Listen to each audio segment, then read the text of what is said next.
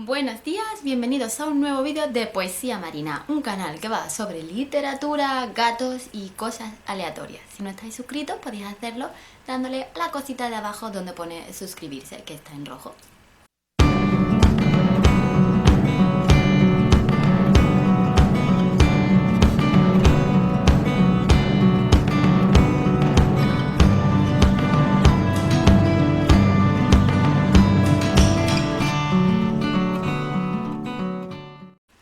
Hoy vamos a hablar sobre un tema que a mí me apasionó durante mi adolescencia, que es el de las escritoras suicidas, en concreto el de las poetas suicidas. Como ya he dicho en otros vídeos, porque a mí la verdad es que me apasiona el tema desde muy chiquita, no sé qué clase de problema tengo, no es raro ver a personas creativas que acabaron muertas o con problemas mentales graves o bastante chungas, depresivas, etc. Vaya triste. A menudo las poetas del siglo XX de las que voy a hablar tuvieron que enfrentarse a sus familias, a la sociedad que no veían su trabajo como el adecuado para la mujer. Eso, incluyendo la cantidad de conflictos que hubo durante el siglo XX y la forma en que los intelectuales formaron parte de ello, hacen que por una serie de motivos todos acabaran muy mal. Todas las mujeres de las que voy a hablar acabaran bastante mal. Peor, no podían acabar físicamente hablando. Voy a intentar expresar mi manera de verlo cogiéndole una frase a Hemingway que decía: las mejores personas poseen un sentido de la belleza, el valor para asumir riesgos, la disciplina para decir la verdad y la capacidad de sacrificio. Irónicamente, sus virtudes los hacen vulnerables, a menudo resultan heridos y a veces incluso destruidos. Tengo esa idea romántica de que, más allá de la enfermedad mental, muchas de estas mujeres eran personas muy sensibles, con una gran capacidad creativa para ver más allá de lo ordinario, y eso les hacía quizás sufrir el mundo de una manera diferente, sin obviar el hecho de que muchas de ellas, por desgracia, sí nacieron con enfermedades mentales o las fueron desarrollando por diferentes motivos, como ya puede ser, como que he dicho, las guerras o incluso la poca aceptación social que tenían. No sé si la presentación me ha quedado muy clara, pero sin más dilación vamos con el número 1 de las poetas suicidas.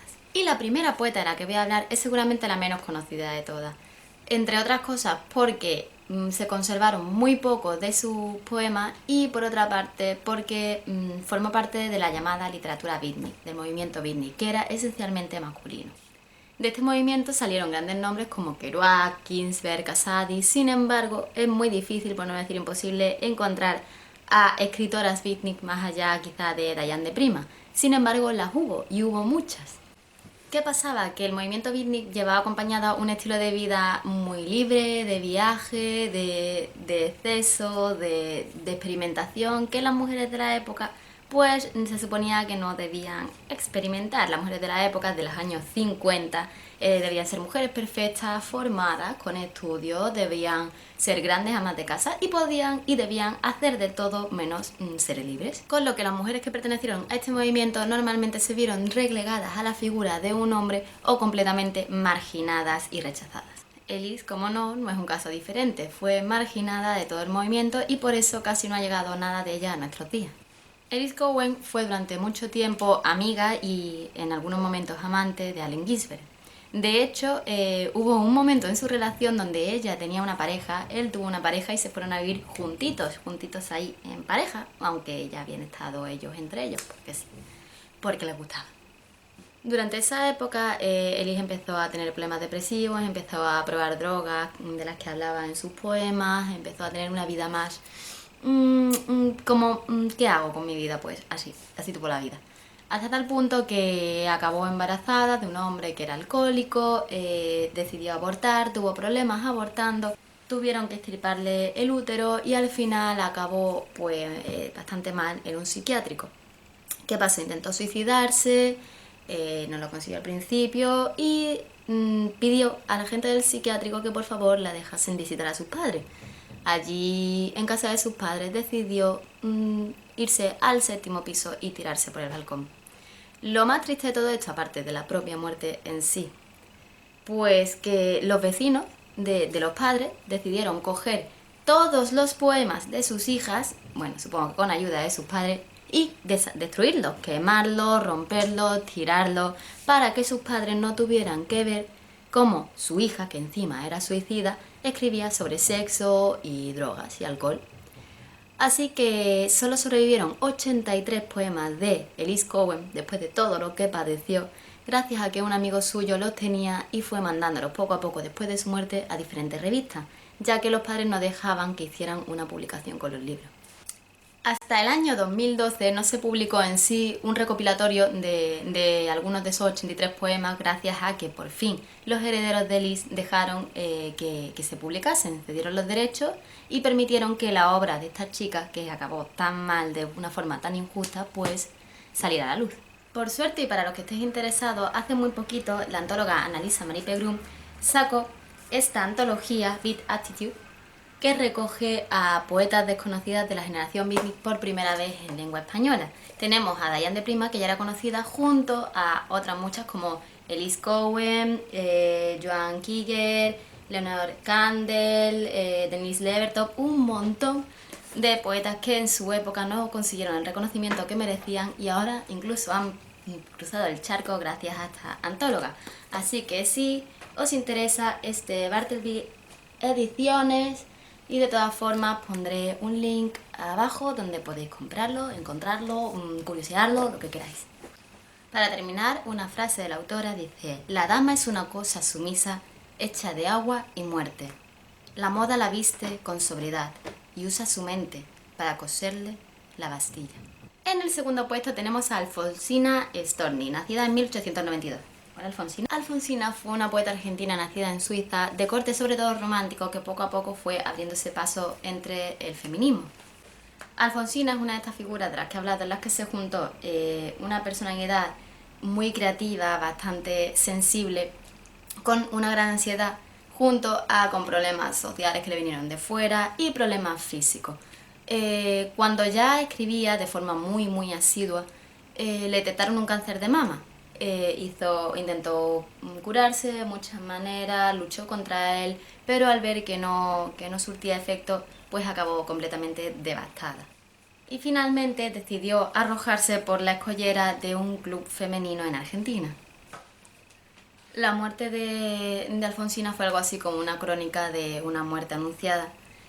Hacía bastantes años ya ella había perdido a un amante suyo que igualmente se había suicidado, que era Horacio Quiroga. A Horacio al morir le dedicó estas palabras: morir como tú, Horacio, en tus cabales, y así, como en tus cuentos, no está mal. Un rayo a tiempo y se acabó la feria. Allá dirán: más pudre el miedo, Horacio, que la muerte que a las espaldas va. Gracias a la lectura de su correspondencia se puede ver que, aparte de una gran ansiedad, esta mujer siempre estaba rodeada de culpabilidad. Sentía que la gente a su alrededor estaba enfadada con ella, hasta tal punto que a lo mejor recibió una carta donde le decían algo bonito y respondía diciendo: ay, mira, yo creía que estabas enfadado conmigo. Era una constante en su vida. Igualmente, su muerte está rodeada de romanticismo, debido, entre otras cosas, a que se hizo famosa gracias a una canción. En la canción de Mercedes Sosa vemos cómo Alfonsina se va dirigiendo al mar y sumergiéndose en él de una forma muy romántica, cuando realmente se despeñó por la escollera, o sea que no acabaría muy bonita.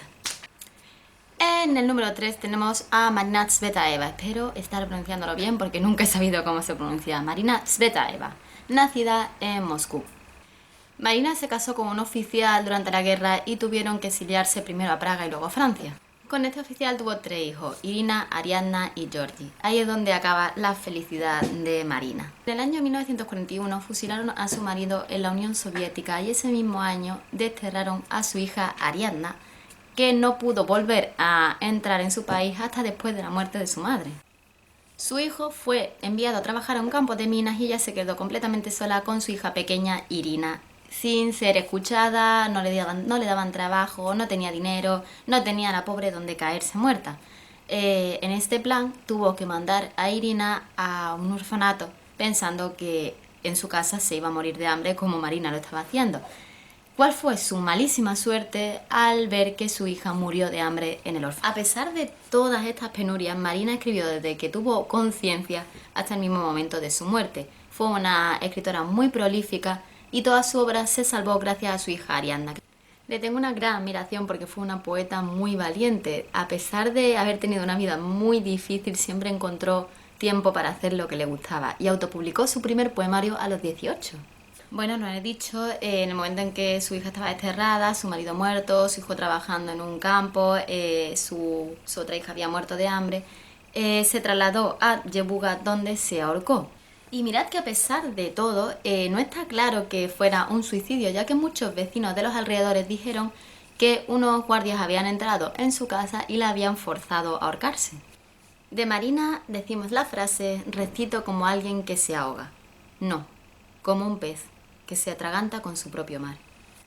Volvemos ahora a Argentina con Alejandra Pizarnik, nacida en el año 36.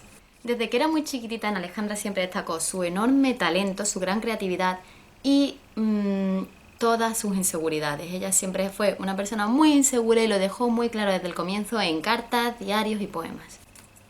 Alejandra padeció un trastorno límite de personalidad, por el cual su autoimagen siempre era muy voluble, sus relaciones sociales caóticas, normalmente se enamoraba de aquellos que no la trataban del todo bien y pasaba de los que la intentaban ayudar.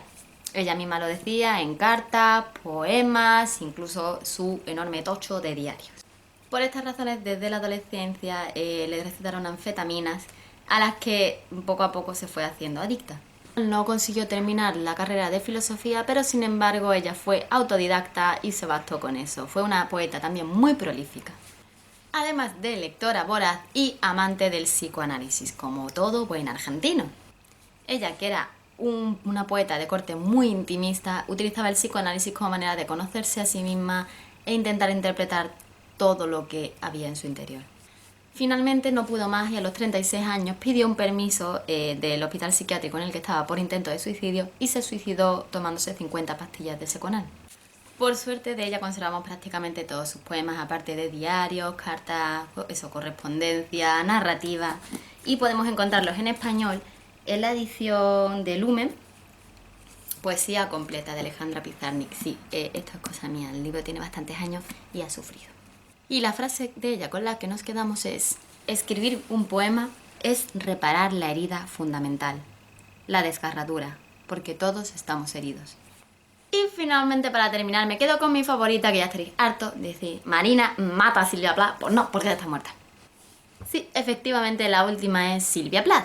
No me voy a detener mucho en Silvia Plath porque creo que hablo de ella prácticamente en todos mis vídeos. La tengo en mi cabecera, es como la Virgen María, pero sin ser virgen y siendo Silvia. Desde muy pequeñita, Silvia fue una niña con mucho talento y muy perfeccionista. En sus diarios, de verdad, hacía listas, subrayaba, escribía, reescribía, no estaba contenta con nada y todo eso derivó a tener grandes inseguridades consigo misma, a pesar de que era preciosa, tenía una gran vida social, iba a la universidad, tuvo muchas becas, nunca era suficiente. Esto, la verdad es que pasó con muchas mujeres de la época, porque los años 50, como he dicho antes, fue una época de mucha exigencia para las mujeres. No me voy a meter en muchos detalles, pero por cuestiones de la guerra, esas mujeres tuvieron, la verdad, una época bastante difícil en la que vivir, donde primero trabajaron, luego las quitaron de trabajar, luego decían que tenían que estudiar, pero lo que estudiaban no servía para nada porque no las dejaban ejercer. El caso es que Silvia, que ya de por sí era una mujer muy sensible, tuvo muchos problemas también derivados de este tema. No podemos hablar de ese tema ahora porque nos llevaría bastante tiempo, pero si os interesa, es este libro muy interesante que podéis leer y si queréis también puedo hacer un vídeo al respecto. Y seguimos, que pierdo el hilo. Como Marina, ella también autopublicó su primer poemario, en este caso a la tierna edad de 8 añitos. Por esta edad murió su padre y tuvo una influencia enorme en toda su obra, que fue de corte muy confesional. Así como Pizarnik, pues utilizó la literatura como un método de escape, una válvula, una forma de conocerse a sí misma e intentar expresar lo que no podía hacer día a día. Gracias a una de las becas que consiguió por sus estudios, fue a Londres donde conoció a Ted Hughes, que también era poeta, como sabéis. Esto no le ayudó mucho. Ted se convirtió como en su dios y tuvieron una relación muy bonita, muy literaria, pero a la vez muy destructiva. Silvia era una persona, por su actitud, por su personalidad, dependiente, y Ted pues era ágil, era fácil, era de me voy a la calle. Bueno, realmente eso es algo que nunca sabremos, pero Silvia sí, era una persona muy dependiente y Ted no sabemos si porque no aguantó la personalidad de Silvia, los problemas de Silvia, o porque simplemente era así, acabó pues enrollándose con otra, Asia Webby. se divorció de Silvia después de tener 2 hijos con ella y se fue. Esto a Silvia le sentó fatal, empeoraron sus problemas y una noche decidió meter a su hijo en el cuarto, prepararle la cena, poner toallas en las puertas, meterse en la cocina y poner el gas. Como dato, hoy en día se sabe, gracias a un poema que escribió Ted, que esa noche Silvia le había llamado varias veces. Es también interesante destacar que la mujer con la que se lió Ted después de Silvia, Asia, también decidió suicidarse, esta vez llevándose a su hija. Y según ella lo hizo porque no podía vivir más con el fantasma de Sylvia Plath. Afortunadamente de Silvia tenemos toda su obra prácticamente, no así sus diarios, que sí los tenemos, pero Ted decidió quemar los últimos para proteger a sus hijos. Y en español podéis encontrar su obra completa en la edición también de Bartleby, editores Poesía Completa de Sylvia Plath. Un tochaco.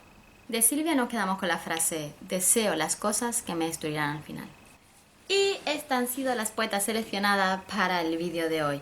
Espero poder hablar detenidamente de la obra de cada una de ellas algún día, porque me gusta más centrarme en la obra que en el aspecto personal, pero me ha parecido un buen nexo de unión. Y nada, me gustaría que me hablaseis de vuestra poeta favorita, qué os parecen estas poetas, alguna que no haya mencionado que os llame especialmente la atención y de la que sepáis bastante, cositas que os parece su suicidio, porque creéis que va unido el suicidio, la depresión a la creatividad, cosas, quiero diálogo. Y nada, nos vemos en el próximo vídeo, que ya tengo planeado cuál es. Va a ser un vídeo muy cortito sobre etimología, que va a formar una especie de canal de etimología. Así que nada, espero veros prontito y besos suicidas.